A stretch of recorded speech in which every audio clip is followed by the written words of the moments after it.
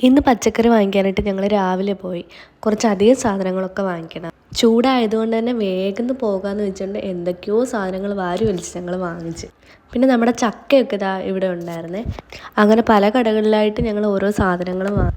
പിന്നെ ഞങ്ങൾ നേരെ പോയത് കുറച്ച് മീനും ചിക്കനും ഒക്കെ വാങ്ങിക്കാൻ വേണ്ടിയിട്ടായിരുന്നു. അങ്ങനെ അവിടെ കുറച്ച് സമയം ഇരിക്കണമായിരുന്നു. കുറച്ച് താമസം ഉണ്ടായിരുന്നു. അങ്ങനെ ഞങ്ങൾ റോഡിലോട്ടൊക്കെ നോക്കി.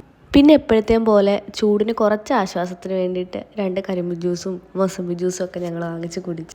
എല്ലാം വാങ്ങിക്കഴിഞ്ഞപ്പോൾ കുറേ സമയമായി. പിന്നെ വേഗം ഞങ്ങൾ തിരിച്ചിങ്ങ് പോകുന്നു.